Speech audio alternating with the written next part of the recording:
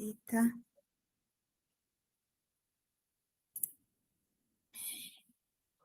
Então, boa noite. Boa noite. Nós vamos, então, ler aqui o Evangelho, fazer umas reflexões para preparar nosso ambiente. Aí depois, nossa Malvina vai fazer a nossa oração. Nós estamos fazendo a oração no meio da nossa... depois do Evangelho, né? Justamente para estarmos já relaxados e antes de passarmos para a parte do estudo, temos aí aquele momento de prece. Então, nós estamos no Evangelho, no capítulo 24. Não ponhais a candeia debaixo do alqueire. Aí nós falamos, né, sobre a candeia, sobre o alqueire. Ficamos falando sobre isso, e tem 1, 2 e 3. E hoje nós vamos ver as instruções dos Espíritos. E tem 4, vamos ver até onde que a gente vai. É de causar admiração, diga Jesus, que a luz não deve ser colocada debaixo do alqueire, quando ele próprio constantemente oculta o sentido de suas palavras sob o véu da alegoria. Alegoria são aquelas imagens, né? A pessoa fala por parábolas, vamos dizer assim, né? Então, não fala de uma forma explícita. Então, que nem todos podem compreender, né? Ele se explica dizendo aos seus apóstolos: falo-lhes por parábolas, porque não estão em condições de compreender certas coisas. Eles veem, olham, ouvem, mas não entendem. Fora, pois, inútil tudo dizer-lhes, por enquanto. Digo, porém, a vós, porque dado vos foi compreender estes mistérios. Aquilo que nós estávamos falando, de que a boa nova, né, Jesus revelou aos discípulos de uma forma bem clara, mas ao povo em geral, ele contava essas histórias, porque eles não tinham condição de aprofundar mais, o raciocínio deles era muito concreto, não tinha raciocínio abstrato, que nós chamamos, né? Então, alguns não tinham esse raciocínio mais abstrato, assim, para entender melhor, quando falava de luz, entender que essa luz é uma coisa espiritual, então ele usava a luz mesmo, né? Igual quando nós vamos falar para uma criança sobre a matemática, 2 mais 2 igual a 4. Se você falar assim, isso é um raciocínio abstrato. Ela não vai entender, você tem que colocar no concreto 2 maçãs mais 2 maçãs igual 4 maçãs. Aí ela entende. Ele está usando umas imagens, né? Está ajudando ela no raciocínio. Com o tempo, nós vamos desenvolvendo esse raciocínio mais abstrato. Então, as coisas do espírito, elas não são assim concretas todas, e então por isso ele falava dessa maneira, né? Então eles veem, olham, né, ouvem, mas não conseguem entender profundamente. Procedia, portanto, com o povo como se faz com crianças, isso que eu falei, cujas ideias ainda se não desenvolveram. Desse modo, indica o verdadeiro sentido da sentença. Não se deve pôr a candeia debaixo do alqueire, mas sobre o candeeiro, a fim de que todos os que entrem a possam ver.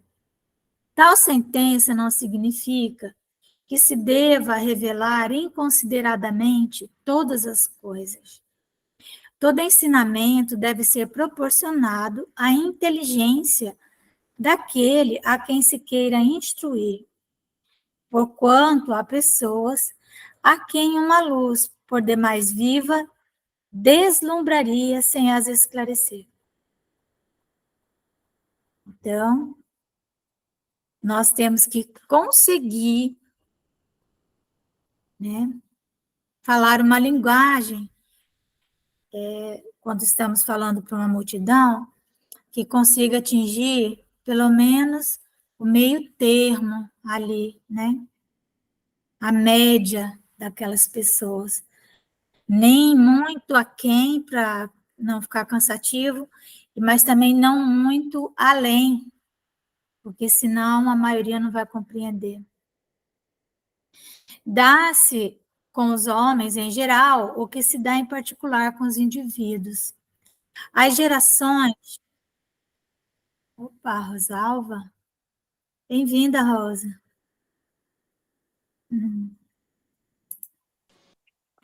Bem-vinda. Nossa, linda esse cabelo. Boa noite. Boa noite. Eu demorei, tá? Tudo bem. Meu marido ligou para cá, está viajando, ligou para cá, interrompeu meu estudo.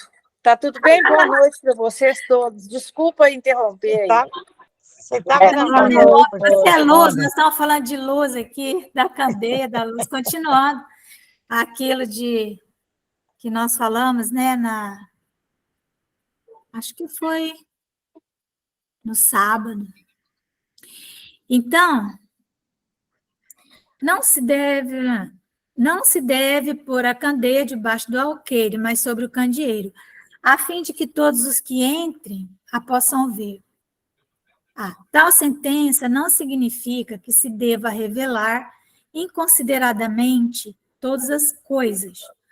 Todo ensinamento deve ser proporcionado à inteligência daquele a quem se queira instruir, porquanto há pessoas a quem uma luz, por demais viva, né, deslumbraria, sem as esclarecer. Então, o próprio Allan Kardec, ele fala isso, que existiam algumas revelações que, apesar de verdadeiras, não eram oportunas. Oportunas significa não estava na hora de serem ditas, mesmo na codificação espírita.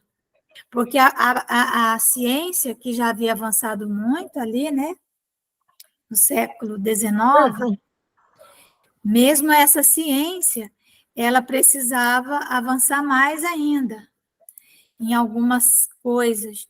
Mesmo assim, o Livro dos Espíritos é muito, muito mesmo à frente do que tantas ciências sociais, ciências humanas, quanto a ciência mesmo, a química, a física, está bem à frente, né?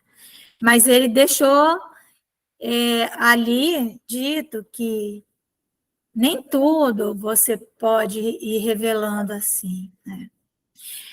Tem um livro, Entre a Terra e o Céu, que foi tirado dele um capítulo inteiro, 1930 e poucos, né, quando foi escrito, 40, não sei. E ele, então, do André Luiz. Então, ele foi tirado um capítulo porque ele falava de o nome era A Cidade Estranha, o nome desse capítulo, porque ele falava de uma cidade nas regiões sombrias, completamente viciada no sexo. E falava coisas, assim, é uma cidade que ela era dirigida, né? Quando falo uma cidade, era uma grande região, pelo Marquês de Sade. Então, eram almas completamente pervertidas. E se aquilo ficasse naquele tempo, seria extremamente chocante, olha só, né? E era necessário, então, esperar que eles começassem a reencarnar. Toda aquela cidade foi desfeita, né, pelos espíritos superiores, e eles, então, a partir do ano de 1970, aproximadamente, 60, 70, eles começaram a reencarnar como uma última chance, né, que teriam.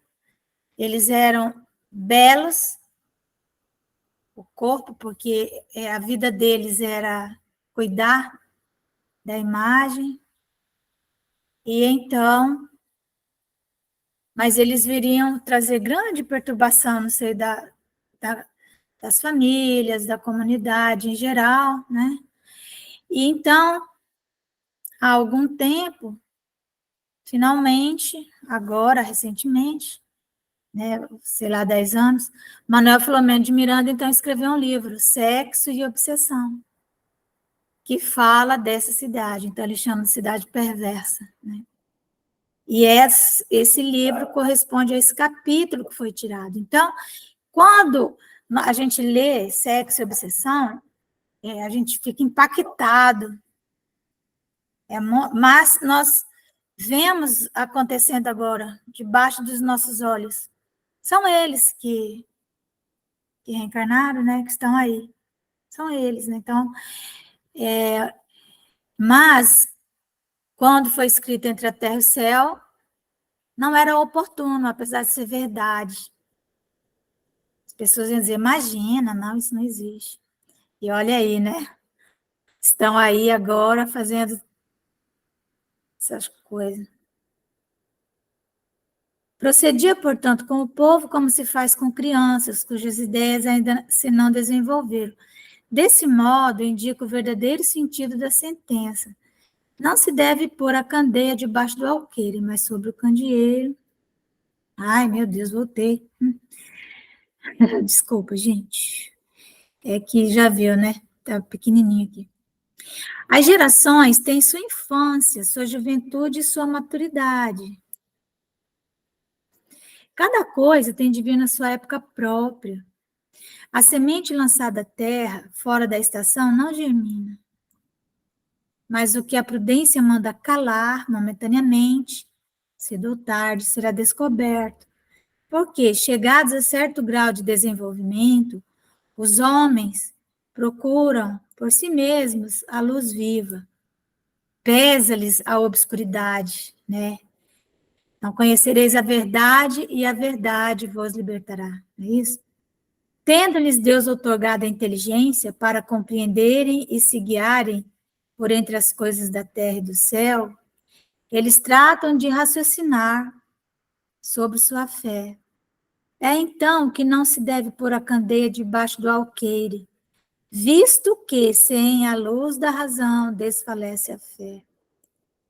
Nós vamos ver isso, né, no capítulo 19, mais à frente, portanto, no item 7, provavelmente quando estivermos falando sobre a fé.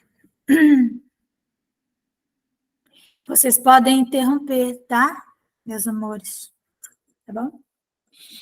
Se, pois, em sua previdente sabedoria, a providência só gradualmente revela verdades, é claro que as desvenda à proporção que a humanidade vai se mostrando amadurecida para as receber. Ela, a providência, as mantém de reserva e não sob o alqueire, não embaixo, né? Está ali reservado. Os homens, porém, que entram a possuí-las, quase sempre as ocultam do vulgo, com o intento de o dominarem. Quanto a gente vê isso? Até mesmo, por incrível que pareça, religiosos, né, que acessam o conhecimento e que pensam que acessaram aquele conhecimento por si mesmos, pelos seus próprios méritos, e então só negam as informações.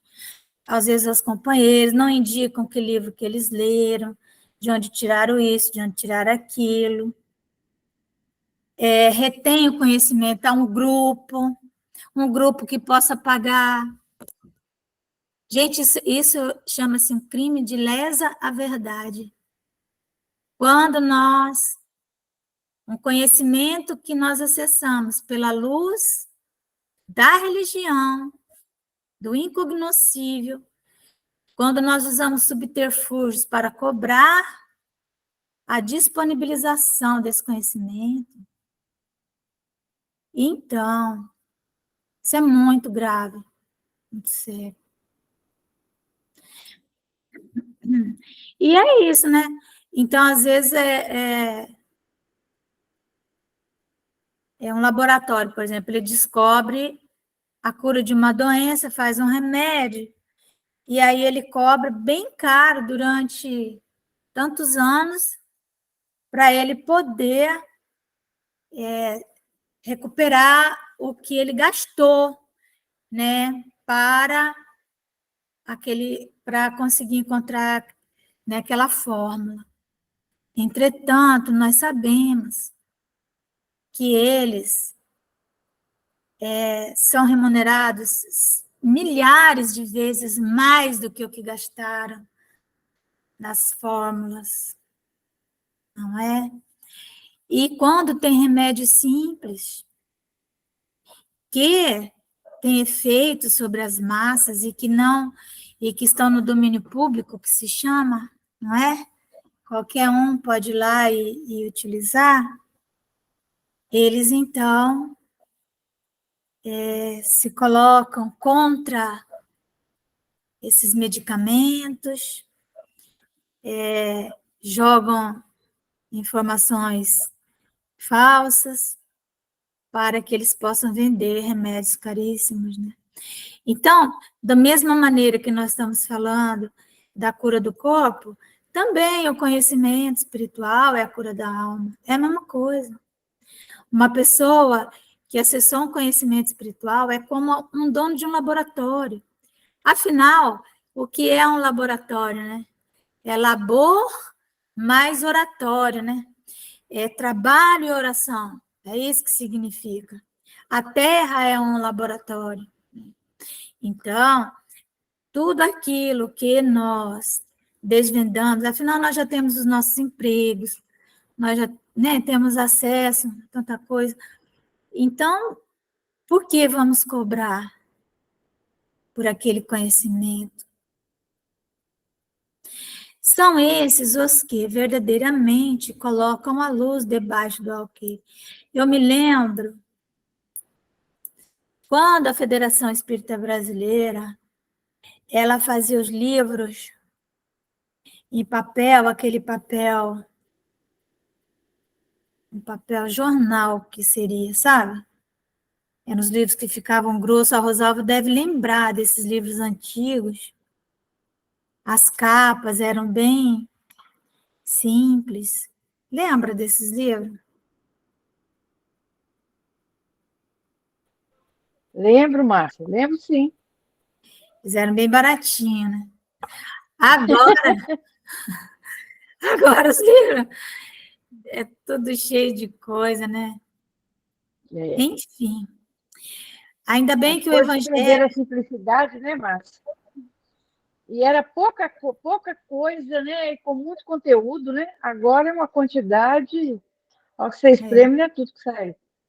Sai sangue, tem seiva. Exato. Mas eu lembro que havia essa preocupação do Chico Xavier com os livros, que eles eram feitos nesse papel mais barato que tinha para vender barato, sabe? Porque o que importava era o conteúdo.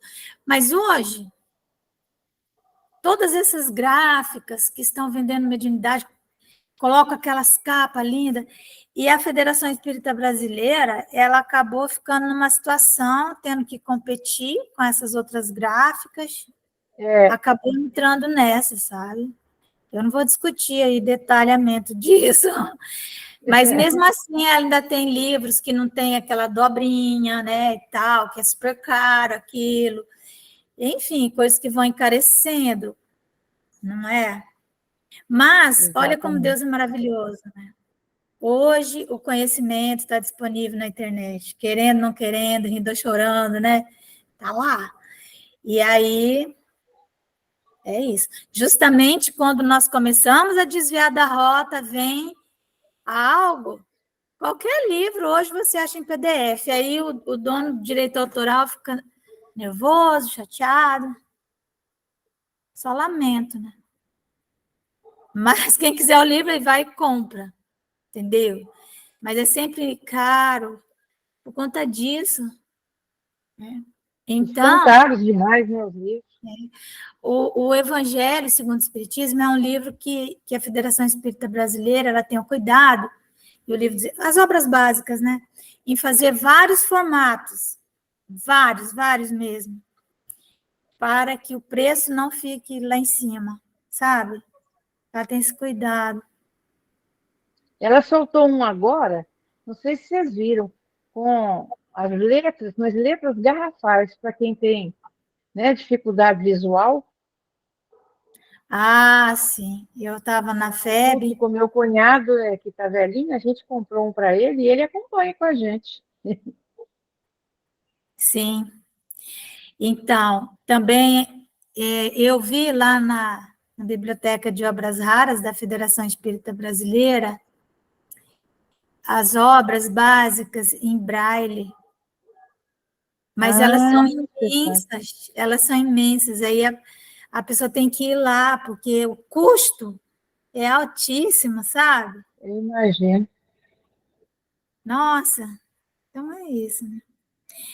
Mas, enfim, nós temos sempre que estar raciocinando, como agora também tem os audiobook, né? A pessoa que lê para quem não enxerga. E aí a tecnologia vai nos salvando de tudo isso, né? E o conhecimento vai ficando disponível, sabe? Por mais que as pessoas né, se aborreçam ou não queiram, aqueles artistas, por exemplo, aquelas músicas que vendiam, as pessoas começavam a baixar as músicas deles, e de repente, pessoas, e eles, era tudo sempre muito caro, ganhavam rios e rios de dinheiro, né, ficavam riquíssimos, e de repente começou uma arte simples a aparecer também na internet, de pessoas, e tomou conta. Pessoas que jogam lá sem cobrar nada, só por brincadeira. Tem cantores que foram revelados pela internet, que são excelentes cantores. Então é isso, aí vai saindo da mão, né, daqueles tantinho ali, sabe? O mundo, nós vamos ver mais à frente, né? Ele está se tornando mais feminino. E nós vamos entender o porquê. É por isso que todas as religiões têm tido seus mistérios, cujo exame proíbe. Não, isso aqui é um mistério, isso aqui só os... Lembra que antigamente a missa era feita em latim, né? Todavia, ao passo que essas religiões iam ficando para trás, a ciência e a inteligência avançaram e romperam o véu misterioso. Havendo se tornado adulto, o vulgo, né, quer dizer, o povo, entendeu de penetrar o fundo das coisas e eliminou de sua fé o que era contrário à observação. Não podem existir mistérios absolutos, e Jesus está com a razão quando diz que nada há secreto que não venha a ser conhecido. Tudo que se acha oculto será descoberto um dia, e o que o homem ainda não pode compreender lhe será sucessivamente desvendado em mundos mais adiantados, quando se houver purificado. Aqui na Terra, ele ainda se encontra em pleno nevoeiro. Mesmo todo o conhecimento da Terra ainda é o nevoeiro. Olha só. Então, o item 6 nós vamos deixar para o nosso próximo encontro e vamos ouvir a oração da nossa Malvina. Pode ser, Malvina? Pode, obrigada.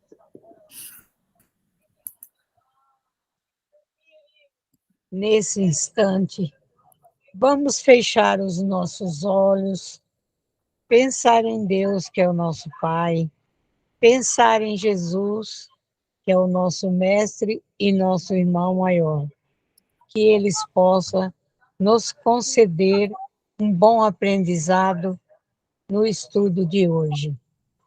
Jesus, mestre e amigo, visita todos os lares que estão em sofrimento, visita os nossos lares também, os lares dos nossos amigos que estão conosco e também daqueles que não puderam estar, Mestre Jesus.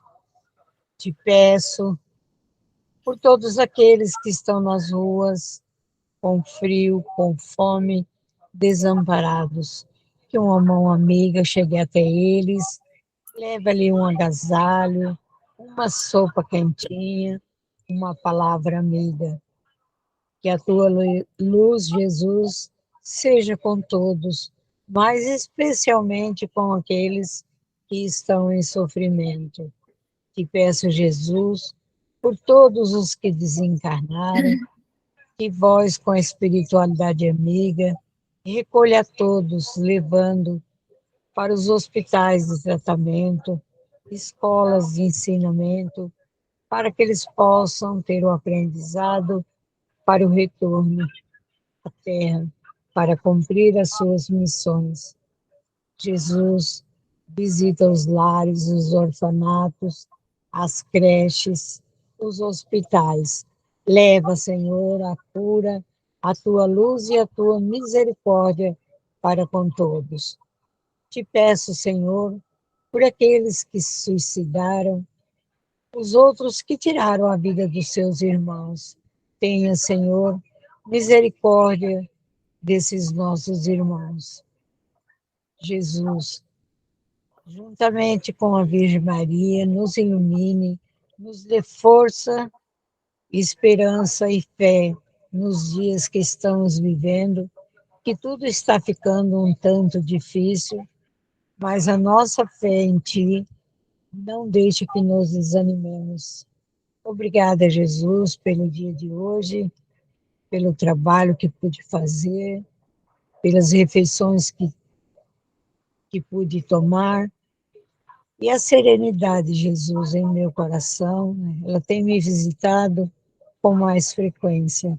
Obrigada, Jesus, pela família, pelos amigos, por tudo, enfim. Seja conosco, hoje e agora, por todo sempre. Que assim seja. Que assim seja, graças a Deus. Obrigada, Malvina. Obrigada eu. Entrou aí para vocês inteiro, né, o slide? Sim? Sim.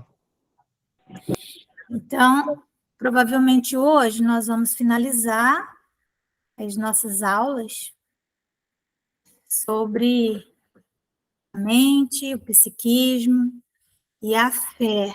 Nosso objetivo é chegar na fé, não é? Então,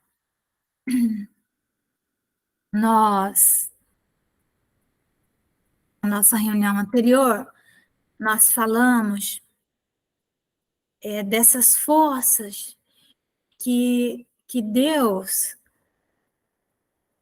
nos concedeu por dom em germe, para que o princípio inteligente tivesse meios de acessar esse mundo material e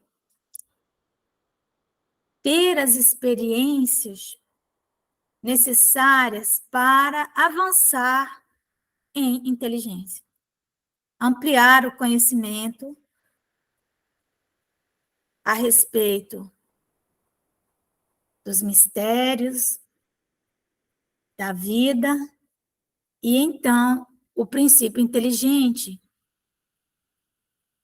se tornar cada vez mais avançado, cada vez mais portador de mais possibilidades, mais qualidades, a lei da evolução. E evoluir, chegando num determinado momento em que a inteligência já tem um certo lastro, inicia o seu progresso moral, que ele vem a reboque.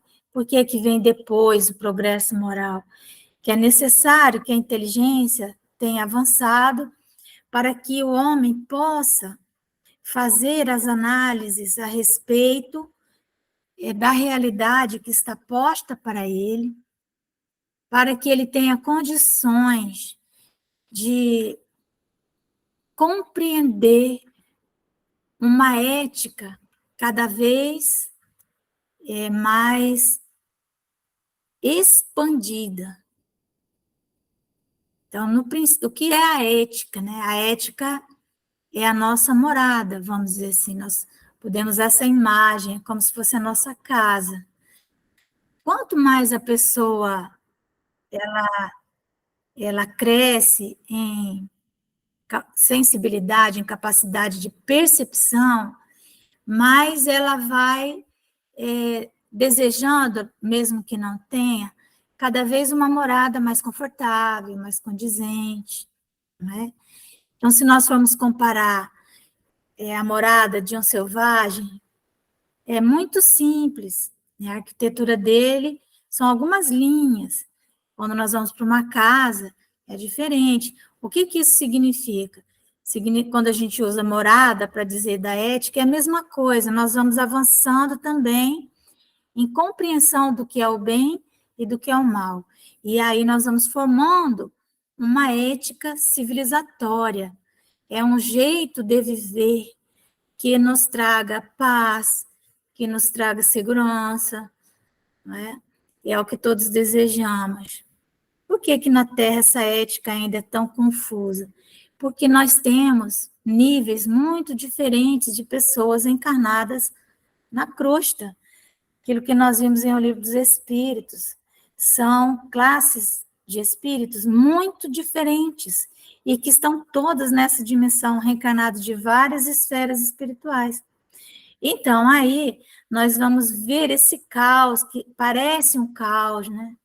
Como nós estávamos falando, daquela cidade estranha, né? Aquela cidade perversa, cujos integrantes passaram a reencarnar desde pouco mais da metade do século passado. E então, também muitos espíritos que ficaram mais de 1000 anos sem reencarnar, que eram bárbaros e muito amantes do metal e tal. Então, eles também estão reencarnando nesse momento. E isso traz, sim, abalos nas relações. Porém, já existe... E por que há esse abalo? Porque já existe uma ética estabelecida.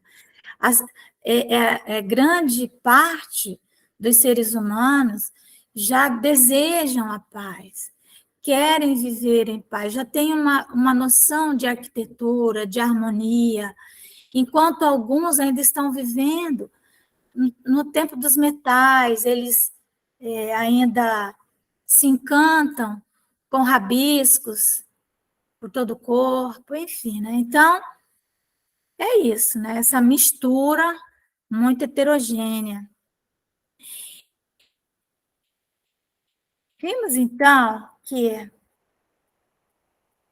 a perseverança é essa força que ela provê o amor, porque ela permite resultados, foi isso que nós estávamos vendo, não é? A fé é a mãe de todas as virtudes, é a mãe da esperança e é a mãe da caridade. Então, nós vamos ter a fé, nós vamos ter a esperança, que vai nos dar alento. A esperança também vai nos permitir disciplina, certo? A força da esperança que permite a disciplina. A disciplina vai nos levar até esse patamar aí, ó, da perseverança, né? Nós vamos fé, esperança, aí disciplina, aí nós vamos persistência, disciplina, persistência, perseverança. É quando nós começamos a trabalhar com grande seriedade. E nesse patamar, então, nós já começamos a adentrar a dimensão do amor, né? Do amor e da caridade. Então, por isso que quando falamos de perseverança, talvez estejamos falando, às vezes, de disciplina, e não de perseverança mesmo, né? Bom, então, o que nós precisamos no nosso universo material, com todas as ferramentas que já temos, que nós já temos muitas ferramentas ao longo de todo esse processo aí da nossa evolução. Nós já conhecemos muita coisa. Então, nós precisamos formar no nosso cérebro, um conceito de espiritualidade que seja estruturado. O que é uma coisa estruturada? É algo que não seja facilmente derrubado, que tem uma estrutura firme, que tenha vigas mestras. Você vai fazer uma casa, você vai fazer uma estrutura, né? Você vai fazer uma base, você vai colocar pilares, né? Vai colocar vigas, estrutura. Então, o nosso conceito de espiritualidade, ele precisa ter estruturas fortes. Tem que estar formatado em nós, na nossa razão, esse conceito, para que nós possamos conhecer a dimensão espiritual de uma maneira que os ventos do progresso não derrubem esse nosso conhecimento, né? Essa casa que nós construímos. Por isso que Jesus fala, né? Que cuidar, né, de construir a sua casa sobre a rocha e não sobre a areia, né? Então, que o homem, sabe, ele constrói a sua casa, sua morada, a sua ética, sobre uma estrutura forte. Então, nós temos que, se já estamos, de alguma forma, sensíveis para isso, porque existe uma força no universo que ela nos impulsiona para frente, para o alto, querendo, não querendo, rindo ou chorando. Chama-se A Força das Coisas. Isso está em um livro dos Espíritos, né, na Lei do Progresso, e se você jogar lá, procurar na obra básica A Força das Coisas, vocês vão encontrar. E, inclusive, na questão 797, em todas essas questões que fala da Lei do Progresso. Que o progresso é inevitável, não tem como você ficar sentado à beira da estrada, vem a tsunami e te leva. Né? Se você não avançar por uma via, vai avançar por outra, mas você vai avançar. Então, é a força mesma das coisas, dizem os espíritos. Então, essa força seria aquilo que dá, né, estabilidade às ciências, às relações sociais. Que faz com que as relações sociais sejam sempre para frente e para o alto, ainda que não pareça, às vezes, em razão disso que eu falei, né? Dessas reencarnações em massa de espíritos que estão fora dessa estrutura, que balançam a estrutura da civilização. Mas, então, construir a nossa casa sobre a rocha e não sobre a areia, para que os ventos do progresso não a derrubem, porque senão vai derrubar, nós vamos ser levados de roldão, e aqueles que permanecerem renitentes, podendo fazer melhores escolhas, não fazem, esses serão convidados, inclusive, a sair do planeta. Aliás, convidados não, né? Convocados. E ir para outros mundos, onde a sua ética e a sua moral seja compatível, certo? Bom, então, aqueles que já desejam, que querem isso, que então, eu penso que nós nos colocamos entre essas pessoas, uma coisa nós não temos mais o direito de procrastinar, né? Deixar para amanhã. Não dá, nem para daqui uma hora mais, sabe? Porque ninguém está de férias na Terra, sabe? Então, nós precisamos, sim, desejar conhecer a dimensão espiritual. Desejar formar no nosso cérebro esse conceito que tem uma estrutura sólida. Então, conhecer a dimensão espiritual é acessar as respostas para os problemas que nos acometem. Como que nós vamos acessar as respostas? Porque quais são os nossos problemas? Eles advêm desses conflitos que nós, inevitavelmente, começamos a viver quando ultrapassamos uma ética e somos acometidos, não é? Porque o que é um problema, né? É um acúmulo de energia, é uma condensação de energia que precisa ser colocada num soluto, não é? Então, o problema é isso. Ninguém destrói um problema. Nós pegamos aquela quantidade de energia que está ali, né? Todo emaranhado, esse emaranhado de coisas que nos enleiam, que nos amarram, que nos algemam. Muitos desses problemas têm a ver com os nossos preconceitos, que vêm da Igreja Católica, das outras igrejas, mas especialmente da Igreja Católica, então vira problema. E nós precisamos encontrar um soluto, uma solução, para que nós possamos ir desenhando isso e transformar em uma linha muito bela e fazer um crochê com ela e transformar em algo útil, né? É isso que acontece, que energia você não cria e você não destrói. Então, problema, você tem que desenlear ele.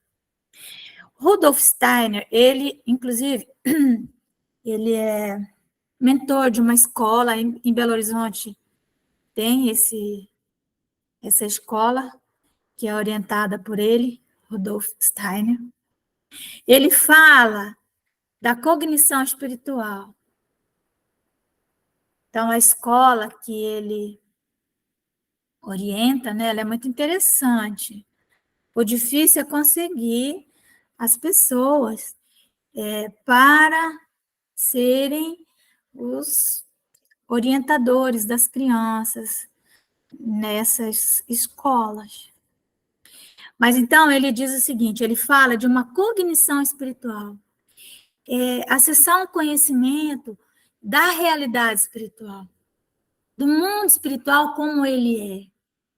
E não aquela coisa assim, difusa, aquela, vamos dizer assim, aquele mundo espiritual é muito imponderável, como nós aprendemos. Então, você morre, aí você vai, a depender, você vai para o céu, mas como é que é o céu? É um paraíso, mas como que é esse paraíso? É lindo, mas como que é lindo, esse lindo? Né? Então, começar a fazer essas questões, transformar isso, problematizar aquilo que antes estava resolvido por imposição, né? Ou porque não tínhamos ainda condição de raciocinar em cima, né? Estava fora de tempo. Então, cognição espiritual, conhecer a realidade espiritual, desejar isso, ir atrás disso, não perder tempo com distrações, né? Por quê? Ó? Conhecer a espiritualidade é ampliar os seus horizontes. Aquele que vai em busca, então veja, Jesus diz assim, ó, buscai e achareis, batei e abrir se vos-á. Qualquer um que seja empenhado verdadeiramente, em conhecer a espiritualidade, ele vai conhecer. Ele vai. Deus não desampara ninguém, ele vai encontrar. Ainda que seja pela via da intuição. Quantas pessoas simples, sem cultura, mas que têm uma capacidade de entendimento da vida espiritual magnífica. Como que ele acessou esse conhecimento? Como que ele conheceu a espiritualidade? Porque a espiritualidade, ela vai além do conhecimento intelectual. Essa cognição espiritual, ela é feita, a maior parte dela, cognição é conhecimento, né? O acesso a esse conhecimento, ele é feito pela intuição. Nós vamos raciocinando, aí chega um momento que há uma iluminação. Nós temos um insight, né? Freud falava, né, aquele momento, que é um insight, uma faísca, é uma luz. Às vezes, do nada também vem um insight, você está assim. A pessoa que está sempre concentrada naquilo que é o espiritual, ele não é um fanático, mas é aquele, ele vai cortar um limão, ele olha, aí ele tem gratidão pelo limão. Ele vai fazer um arroz, ele fica pensando em quê? Ele fica pensando em Deus. Ó. Sempre a referência tem que ser Deus. Quando nós colocamos Deus como referência, nós vamos tendo esses insights.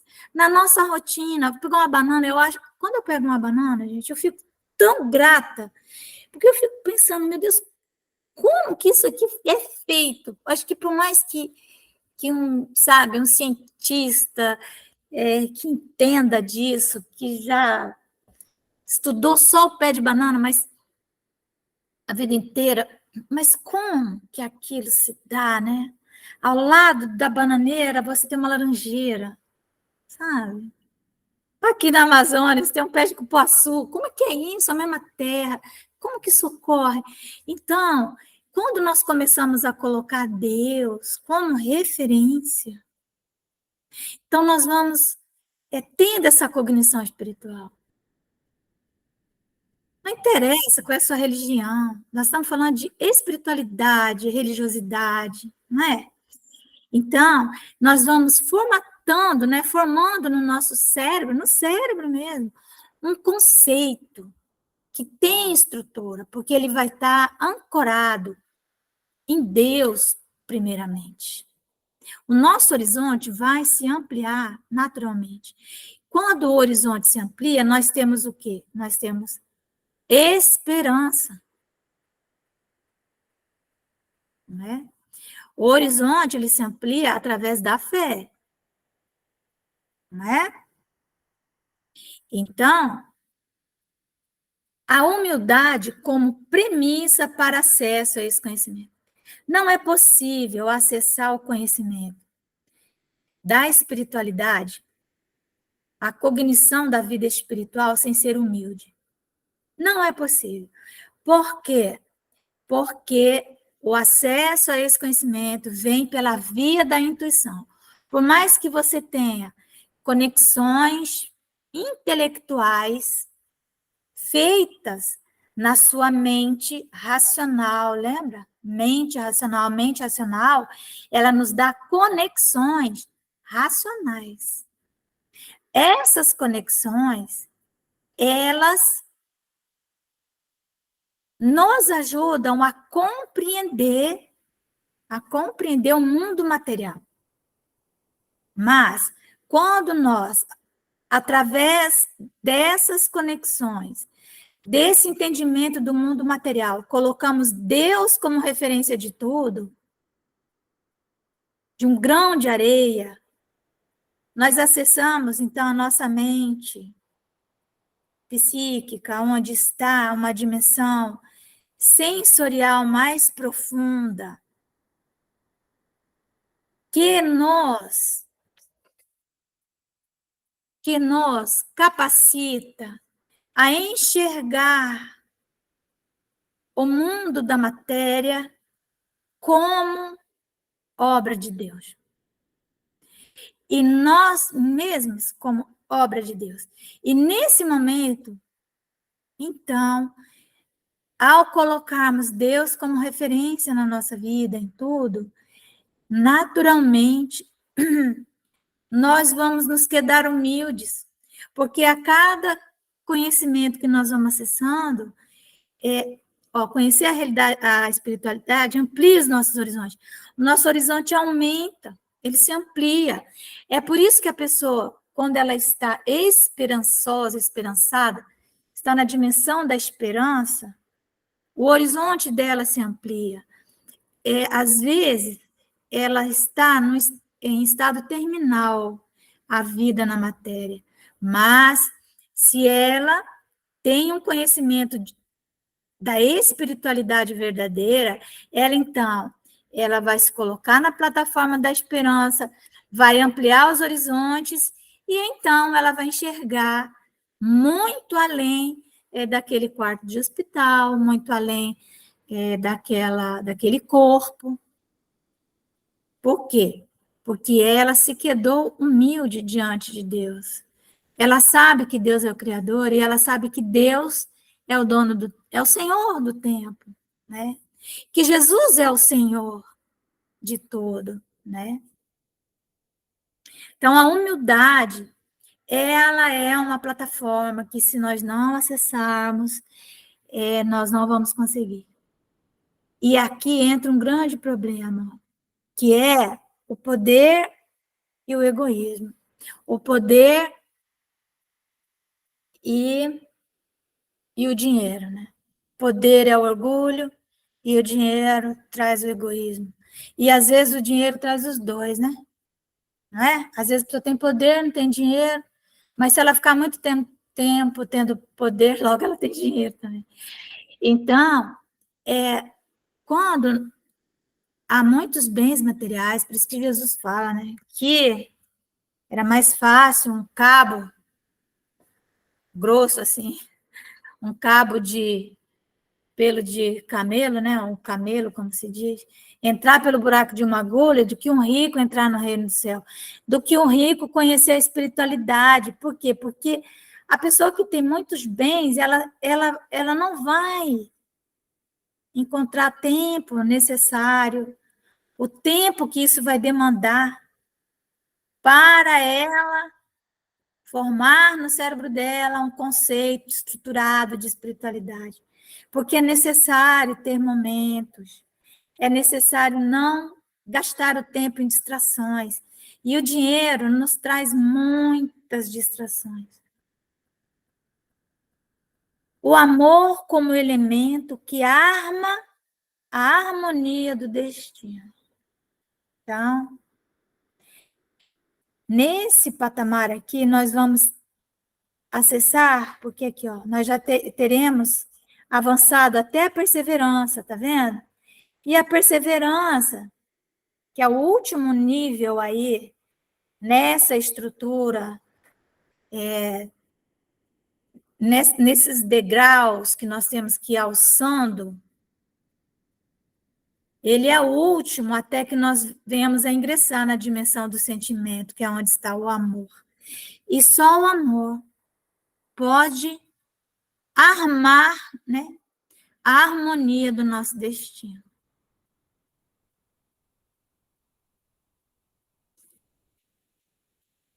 Por que o amor? Porque nós somos seres necessitados de afeto. O afeto e a comunicação com Deus. Nós só nos comunicamos com Deus pelo afeto. Não tem outro jeito. Não tem outro jeito. Aliás, falar uma coisa para vocês. No nosso estudo de sábado, nós vamos finalizar sábado que vem, que é o estudo das ações socio-religiosas, e falamos de espaço de convivência, e agora nós vamos fazer nossa última fala, né, para fechar essas aulas. E aí o nosso tema é afeto e acolhimento, afeto, educação, sabe? E aí nós vamos falar muito sobre o afeto. Então, a comunicação com o destino e com a natureza somente se dá pelo afeto. O nosso destino está traçado? Ele é traçado a cada segundo do nosso dia. O amor é uma força que muda o destino. Não muda. Os seres da Terra, todos nós, temos todos necessidade de compreensão e sede de afeto. Necessidade de compreensão. Nós temos necessidade de ser compreendidos. E sentimos uma sede imensa de afeto. Uma criança não aprende com quem não lhe transmita afeto.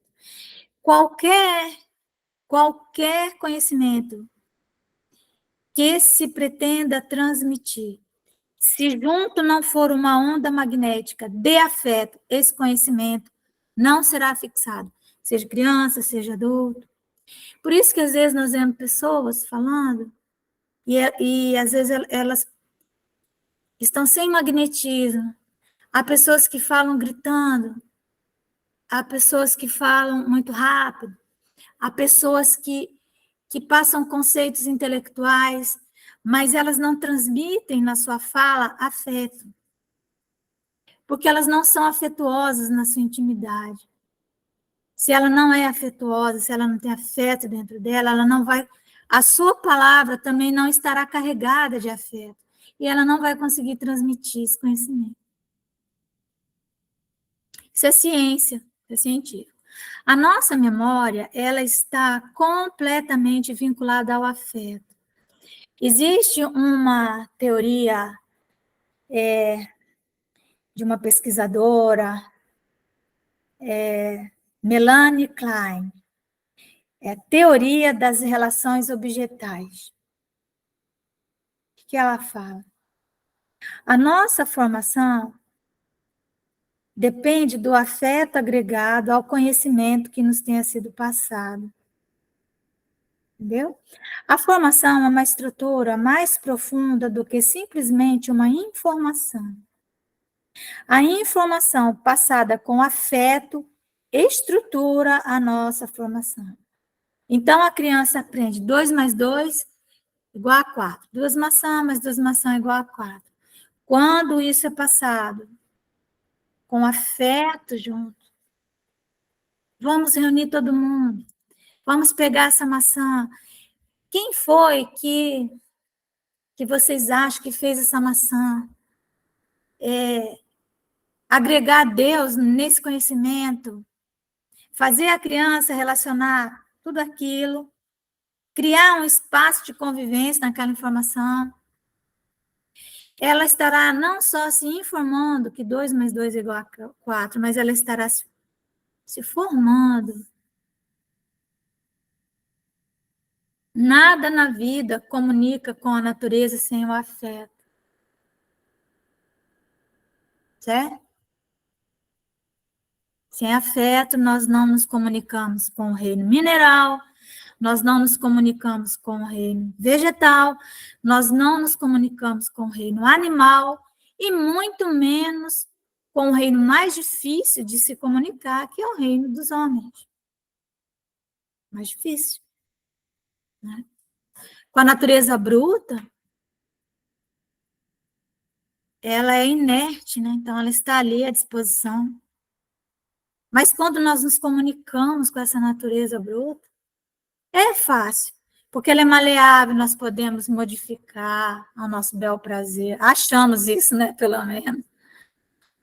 Mas quando nós vamos desenvolvendo afeto, então, pela natureza bruta, pelos vegetais, porque são reinos onde essa expressão é mais fácil, né? Nós vamos encontrando beleza. A expressão de afeto, então, abre campo para a intercomunicação com a natureza. Intercomunicação. Eu e a natureza também se comunica comigo.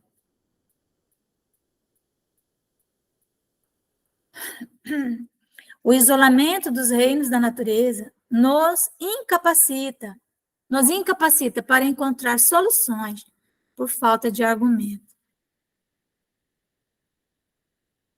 A nossa vida precisa estar recheada e integrada na natureza. Então, é preciso expressar afeto com todos os reinos. Expressar afeto com as crianças, com os pequeninos. Expressar afeto primeiro com os reinos mais fáceis, com os animais. Quando nós damos afeto a um animal, ele devolve. Ele se relaciona conosco. Ele se integra a nós. Você faz um carinho no animal. Nas primeiras vezes, ele pode te responder de uma forma agressiva. Mas, não é? Chega um momento em que você consegue, a depender da pessoa. Francisco de Assis, ele se comunicava até com os camundongos, com os lobos. Claro que ele tinha envergadura para isso, né? Ele estava armado de amor, né? As crianças, especificamente, então, por isso é tão importante também que criemos espaço para as nossas crianças se relacionarem com os animais, para que elas desenvolvam nelas o afeto também, né? Então, no período pré-simbólico, né, que é a infância, não existe compreensão de linguagem. E isso vai até aproximadamente 7 anos. Nós não temos como traduzir em palavras exatamente o que nós sentimos. Você vai falar com uma criança, o que ela está sentindo, ela vai dizer alguma coisa, você vai ter que tentar compreender isso, porque ela vive, não é?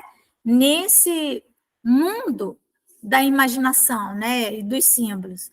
É uma fase incognoscível.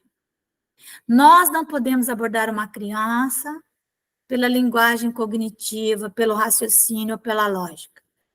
A criança não vai entender a lógica, ela não vai entender conceitos morais que são absolutamente abstratos. Ela vai ter que compreender isso sempre por símbolos. Agora, então, nós só vamos conseguir passar conceitos abstratos para a criança pelo afeto. Agora, se nós vivemos do raciocínio e da lógica, eu sou um ser racional, a lógica, aqui nós temos um regulamento, vou seguir esse regulamento, né, ao pé da letra. Então, quando nós ficamos só nesse mundo aqui, eu deixo de me relacionar com uma parte de mim que foi construída na infância, no período pré-simbólico. A única forma de acionarmos um diálogo com essa parte de mim e que representa... nós vamos avançar 5 minutinhos para nós terminarmos isso, tá bom? A única forma de acionarmos um diálogo com essa parte de mim e que representa 50% do que eu sou, porque até 7 anos nós formamos 50% da nossa personalidade. É convivendo com outra criança, nós precisamos conviver com outras crianças, nós precisamos conviver com os animais. A criança vai chamar de mim esses elementos. É outra criança que vai conseguir dialogar comigo. Por isso Jesus falou, venham a mim as criancinhas. E a única maneira de eu encontrar aquela criança que está em mim é convivendo com criança, é convivendo com animais, que são as criancinhas no reino da evolução, né? Não conviver com crianças deixa de acionar dentro de nós elementos incognoscíveis, os elementos da intuição, né? Que são bases estruturais para o nosso desenvolvimento, da nossa formação psíquica, do nosso psiquismo, que a nossa linguagem não atinge. Não adianta querer atingir psiquismo com mente racional, com pensamento estruturado. Não, psiquismo não é pensamento. Psiquismo é sensação, né? No psiquismo não há pensamento. Por isso que, quando vamos meditar, você tem que se libertar dos pensamentos. Quem pensa que tudo começa no pensamento está completamente equivocado. Que tudo começa na mente está equivocado, né? E também nem começa no psiquismo. Começa numa dimensão muito mais profunda. Mas o princípio inteligente só vai acessar isso dessa maneira, né? Ele vem, aí vem mente racional, aí vai, né? Nós vamos aprofundando. Então, a criança, por que conviver com criança? Porque eu estava vendo meus netinhos, eles vão crescendo e vai ficando diferente, né? Então, veio um aqui já grande, ele já não, diferente do mais novinho, que há uma interação conosco, os outros já ficam no celular, já não interage mais, já é diferente. Então, ele já está entrando no outro universo. A criança, ela traz novidades, traz notícias atualizadas do mundo espiritual. E nós precisamos perguntar mais para as crianças. E não ficar ensinando conceitos. As crianças, elas têm muito para nos contar e para nos ensinar. Então, aquele que, quando está convivendo com uma criança, fica: menino, tira a mão daí. Menino, o que é isso? Menino, sai daí. Menino, não sei o quê. Menino, olha aqui, vou te ensinar isso, vou te ensinar aquilo. Está perdendo uma ferramenta fantástica de reencontrar a sua própria criança, né? E de trabalhar com ela dentro do simbólico, conviver com ela. Com isso, nós vamos modificar a nossa sociedade, ela precisa modificar. A nossa sociedade, ela precisa sofrer esse progresso, porque ela é ainda, a nossa sociedade, muito cognitiva, muito machista e muito europeia, né? Todo mundo quer ir para a Europa, fala a verdade, não é? Estou inventando? Não estou inventando. As mulheres querem ser homens, querem ter os mesmos direitos, mas é uma visão tão equivocada, sabe? Disso, que a própria mulher se masculiniza, uma coisa... A sociedade, ela já é assim, né? Então, quem gosta muito de ir para a Europa, cuidado, nós ficamos pedindo tanto, implorando tanto a Jesus para nascer no Brasil, sabe? A nossa sociedade, ela precisa ser mais feminina. A internet é feminina, porque ela é uma rede, né? Não é que as mulheres são... Elas são aquela rede, né? As mulheres são fofoqueiras e tal. Então, essa característica do feminino. Caiu na rede da internet, já era. Não tem conhecimento que suporte mais hoje a rede, né? Então, a sociedade precisa ser mais feminina, maior convivência, porque o feminino é isso, é conviver. Aquela mulher, né? Aquela pessoa que está no corpo de mulher, mas que não gosta de conviver. Essa pessoa, ela está vivendo num universo machista. Então, maior convivência com o universo do incognoscível, que é onde está Deus, onde está a espiritualidade, né? E com isso, encontrar outras expressões humanas, além da expressão puramente europeia, né? Então, para isso, é importante encontrarmos a linguagem da arte, né? A arte, ela nos traz uma forma de acessar o conhecimento que você não tem como falar. Às vezes você está diante de uma tela, diante de uma escultura, e não tem palavras que possa descrever. Infelizmente, essas almas frágeis que reencarnaram, a primeira providência deles, né, foi trazer uma arte sem nenhuma harmonia, né? Não é uma arte, é uma coisa torpe, né? Desconectar a dimensão verdadeira da arte, justamente para que nós perdêssemos essa linguagem aqui de sentido, porque uma arte torpe, ela não é uma arte verdadeiramente. Então, nós perdemos essa conexão, né? Então, a arte verdadeira, ela nos leva a essa linguagem do sentido. Você encontra sentido naquilo que você está vendo. Permite que se valorize aquilo que é próprio da pessoa, as suas diferenças. Nós falamos muito sobre singularidade e diferença no nosso estudo de sábado, sobre as ações sócio-religiosas, né? Ficamos muito tempo nisso. Por que a arte? Porque a arte dialoga com o incognoscível. Hoje é lua cheia, é o último dia da lua cheia, amanhã ela já vai sair da lua cheia. Quando nós olhamos para uma lua cheia, ou para seja qualquer fase da lua, né, um luar, nós dialogamos sim com Deus. Nós descobrimos o Espírito, né?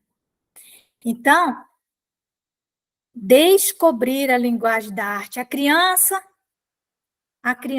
precisa ser introduzida muito cedo nessa linguagem. Tá bom, meus queridos? Então, tudo isso é que vai estruturar a nossa fé. Certo? Eu quero dizer a vocês, querendo ou não querendo, rindo ou chorando, nós terminamos as nossas conversas sobre mente, psiquismo e fé. Aí eu estava pensando o seguinte,